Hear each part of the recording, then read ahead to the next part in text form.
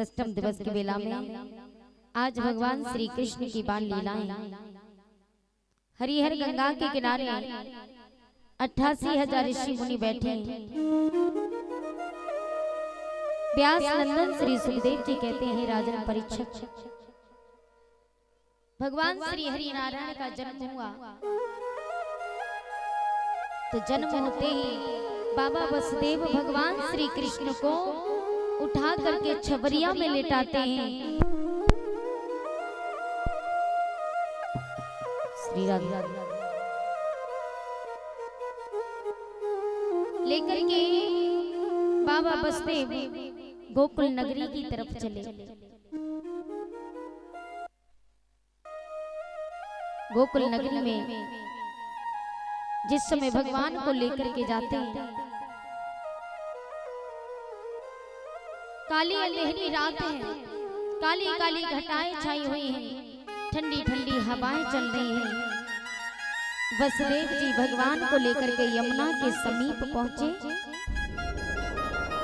यमुना के किनारे ले जाकर के वसुदेव जी ने अपने दोनों खड़ांगों उतार दी और वही दोनों खड़ांगों दो शेर बन करके खड़े हो गए। शेर बन करके क्यों खड़े हुए? ताकि वसुदेव जी डर के मारे पीछे न लौटे। यमुना में प्रवेश किया। काली अंधेरी रात है, सभी देवता आकाश में भगवान के दर्शन करने के लिए उतावले होने लगे। आज आकाश से भगवान के दर्शन करने के लिए सभी देवता आकाश में हैं। इंद्र को आदेश दिया, अंधेरे के कारण भगवान का चेहरा नहीं दिखाई देता।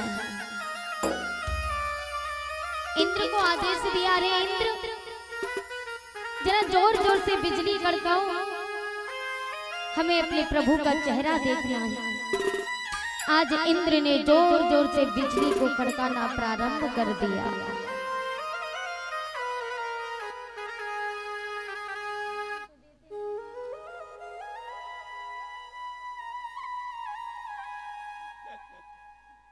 आज इतनी जोर से बादल गरजने लगे, आकाश से बिजली चमकने लगी है।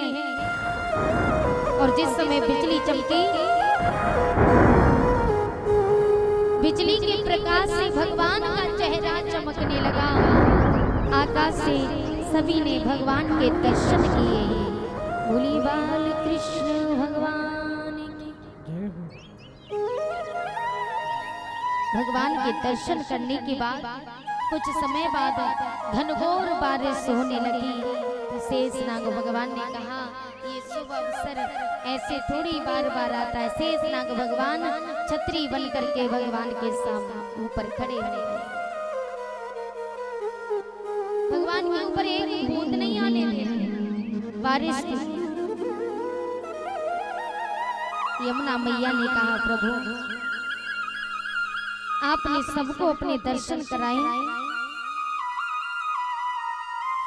एक बार मुझे भी दर्शन करा दो। तो भगवान श्री कृष्ण ने कहा,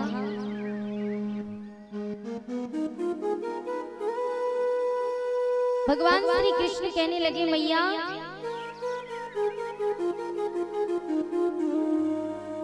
मैं अभी बहुत छोटा हूँ, मेरे बाबा मुझे अपने सर पे लिए हैं ना, और आप मेरे दर्शन करने के लिए आओगी तो मेरे बाबा डर जाएंगे। इसलिए मैया अभी आप मेरे चरण स्पर्श कर लो, दर्शन फिर कभी कर लेना। यमुना मैया ने कहा, प्रभु जैसी आपकी आज्ञा।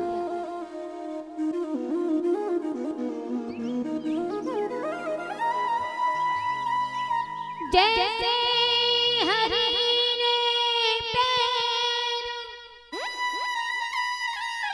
नीचे दियो लटका,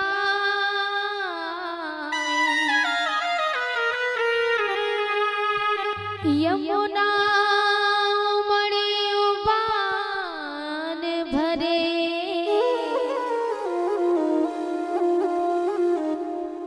प्रभु के चरण लिए।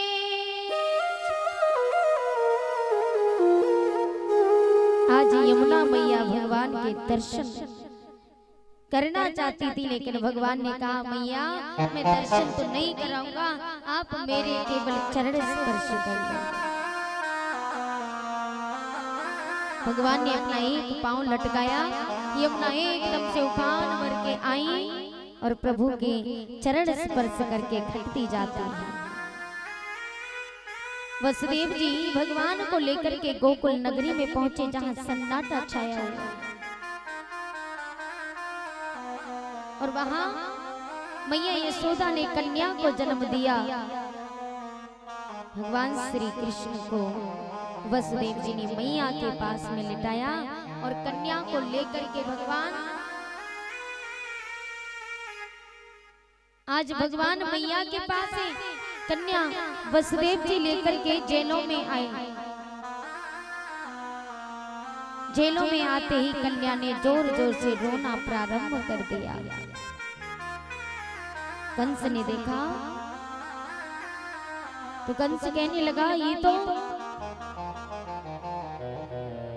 कन्या है, वो विष्णु मुझसे डर गया। अरे उसने आकाशवाणी की थी कि मेरा काल 8वीं संतान होगी, लेकिन मुझे तो लगता है कि वो विष्णु मुझसे डर गया और खुद नहीं आया, इस कन्या को भेज दिया। तो वो कन्या कंस के हाथों से छूट के आकाश में हंसती हुई पहुंची और कहा अरे मूर्ख कंस, तू भगवान को चेतावनी दे रहा है। अरे तुझे मारने वाला तो गोकुल में उत्पन्न हो चुका है। जैसे ये बात कही उसी क्षण कंस को चिंता होने लगी। और आज ब्रज में सुबह हुआ, बाबा नंद इतने प्रसन्न हुए कि मैया ने लल्ला को जन्म दिया है।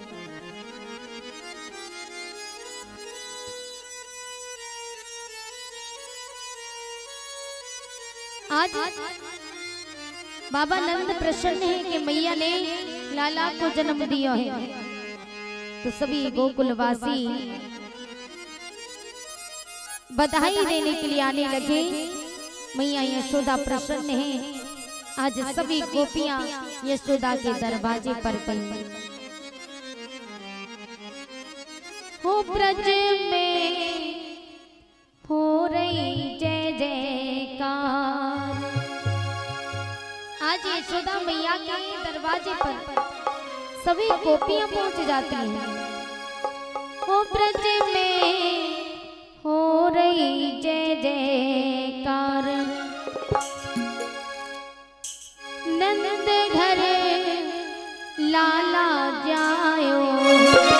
हो ब्रज में हो रही जय जयकार, नंद घर लाला जायो है। ओ लाला जायो है, मैया ने कुंवर दियायो है। ओ लाला जायो है, मैया ने कुंवर दियायो है। हो ब्रज में जय हो।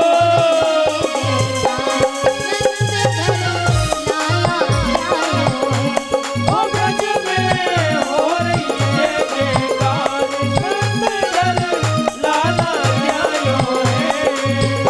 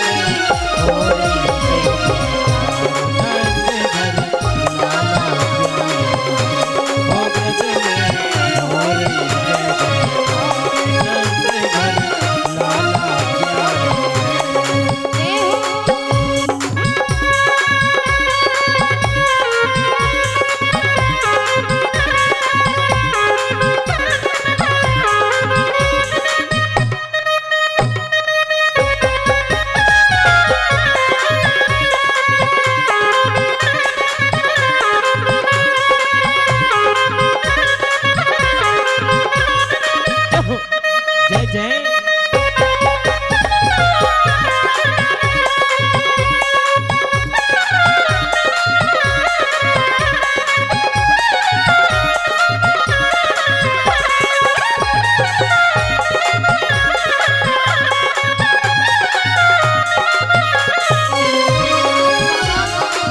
नंद के द्वारे पर गोपियां जा रही हैं, मैया को बधाई देने। मैया मैंने सुनी है तेरे यहाँ लाला भयो है। आज इतनी खुशी है पूरे ब्रज मंडल में, सभी नाच रहे हैं, धूम मचा रहे। बाबा नंद दान लुटा रहे हैं।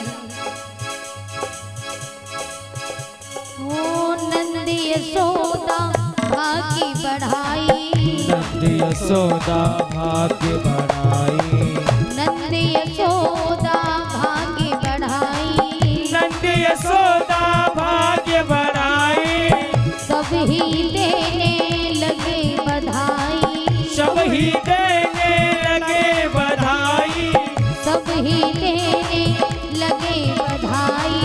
सब ही देने लगे बधाई। ओ ऐसो सुंदर सुत और नहीं कोई जायो है।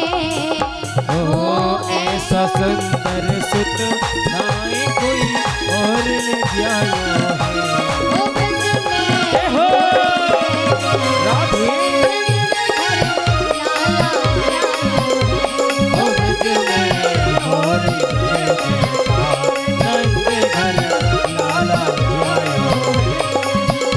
ओ लाला जायो है, मैया कुमर आयो है। ए लाला जायो है, मैया ने कुंवर जी आयो है। ओ ब्रज में जय हो लाला जायो है। ओ ब्रज में हो रही है जयकार, नंद घर लाला जायो है। ओ ब्रज में हो रही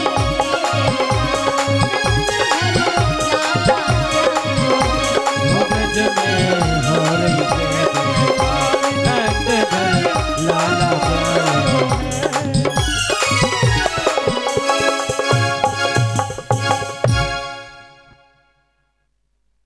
श्री राधे।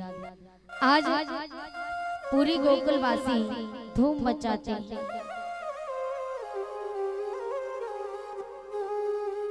आज इतनी खुशियां छाई हैं कि सभी मैया यशोदा के द्वारे पर जाने लगी।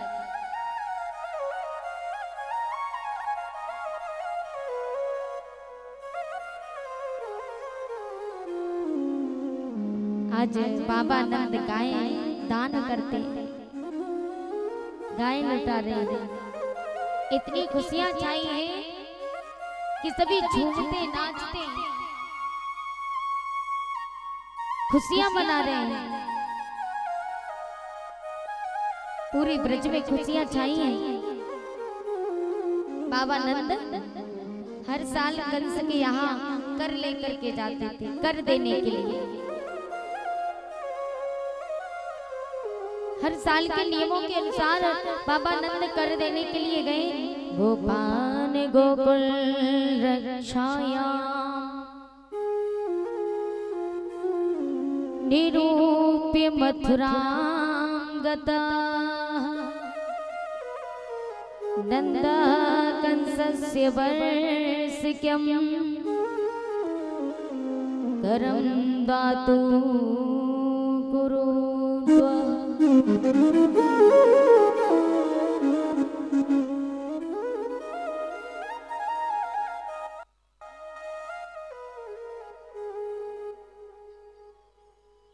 आज जिस समय पूरे ब्रज में खुशियां छाई हैं और जिस समय खुशियां छाई हैं, बाबा नंद कंस के यहाँ कर लेकर के गए। गोपान गोकुल रक्षाया, गोकुल के रक्षावासी बाबा नंद जिस समय कर लेके गए, निरूप्य मथुरामगत, मथुरा के लिए गए। नंदः कंसस्य वर्षिक्यं, हर वर्ष बाबा कर लेके जाते कर्म दातु गुरु द्वाह, लेकिन इस बार इस वर्ष बाबा नंद दुगना कर लेकर के जाते हैं। आज दुगना कर लेकर के गए जैसे बाबा नंद कंस के यहाँ, तो कंस ने देखा बाबा आप इस बार दुगना कर लेकर के क्यों आए, क्या कारण है? तो बाबा नंद ने कहा महाराज मेरे यहाँ लाला भयो है। कंस ने जैसे सुना तो कंस ने बाबा नंद से कहा कि बाबा तुम्हारा लाला चिरंजीव रहे और बड़ा होकर के अपने शत्रुओं का नाश करे। ये स्वयं कंस ने आशीर्वाद दे दिया। ऐसे भगवान श्री कृष्ण जिसकी शत्रु भी प्रशंसा करें, ये कंस ने वरदान दे दिया।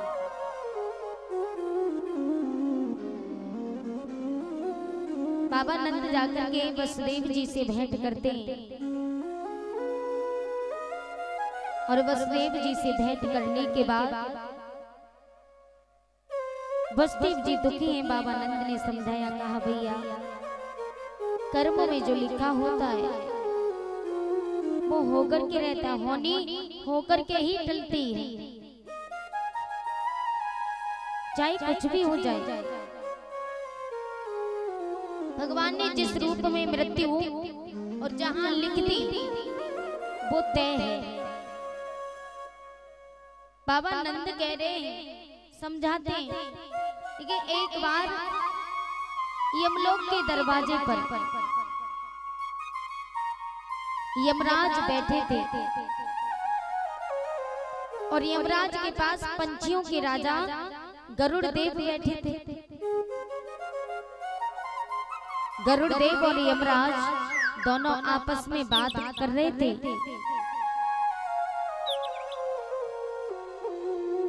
और बातचीत करते करते समय हो गया तो एक वृक्ष खड़ा था, उस वृक्ष पर कबूतर और कबूतरी का जोड़ा बैठा था।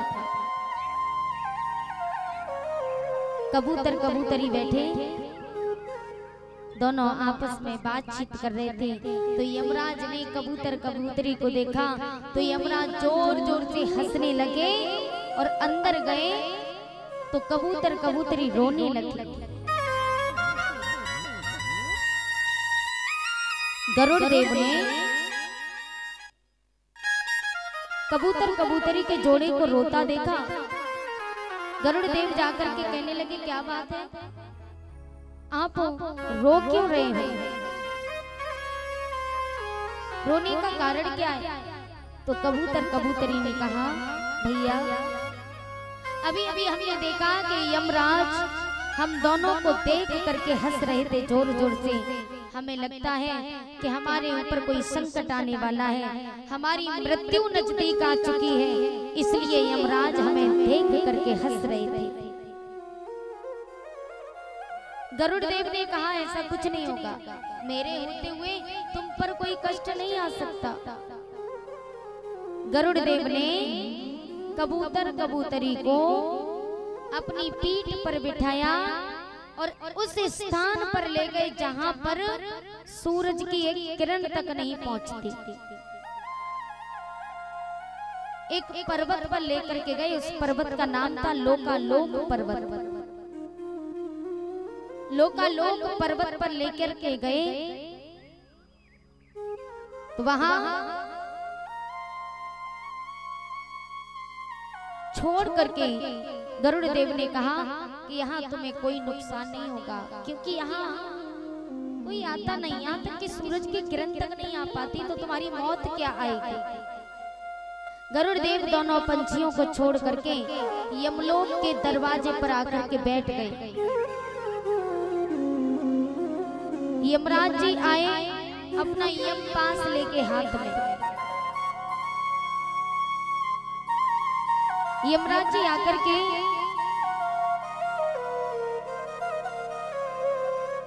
जिसमें दरवाजे पर आए तो गरुड़ देव ने कहा, गरुड़ देव बोले महाराज एक बात पूछूं, बताओगे? पूछिए। बोले अभी अभी आप कबूतर कबूतरी को देख करके हंस रहे थे, वो क्यों हंस रहे थे? यमराज ने कहा मैं इसलिए हंस रहा था, मैंने देखा कि कुछ समय पश्चात इन दोनों की मृत्यु लोकालोक पर्वत पर है और ये दोनों यहाँ बैठे, इसलिए मैं हंस रहा था कि ये दोनों लोकालोक पर्वत पर जाएंगे कैसे, इनकी मृत्यु तो वहां लिखी है। तो गरुड़ देवते होश उड़ गए, बोले मैं स्वयं, मैं खुद उन दोनों को लोकालोक पर्वत पर छोड़ के आया, इससे तो अच्छा वो वृक्ष पर बैठे वहां सुरक्षित थे। तो इसलिए प्यारे भगवान ने जहां मृत्यु लिख दी, जिस हाल में लिख दी, मृत्यु से वहां खींच कर ले जाती। बोली भक्त वत्सल भगवान जय हो।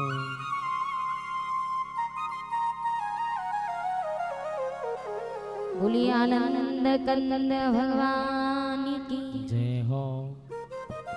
आज नंद बाबा वसुदेव जी को समझाते हैं, बोले आप चिंता मत कीजिए, भगवान ने तुम्हारे जीवन में कष्ट लिखे हैं, लेकिन ज्यादा समय तक नहीं।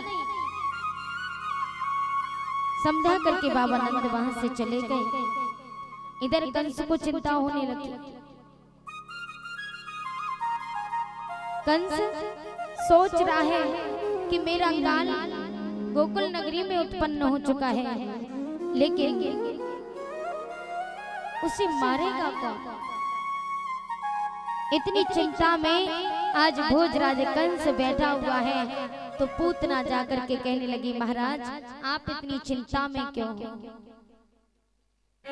बोले मैं चिंता में इसलिए हूँ, गोकुल नगरी में मेरा काल उत्पन्न हो चुका है। बोली तो आप चिंता क्यों करते हो? आपके काल को मैं मार के आऊंगी महाराज।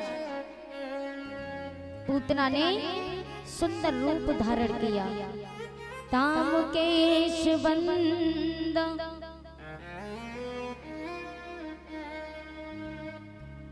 त्यतिशक्त मल्लिका, बृहन्यतम्ब स्तन, कृच्छ मध्यमा,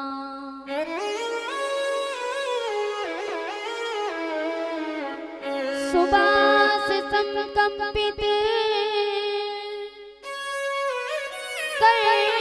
कर्णभूषण, त्रिशूल शकुंतल मंडितानना,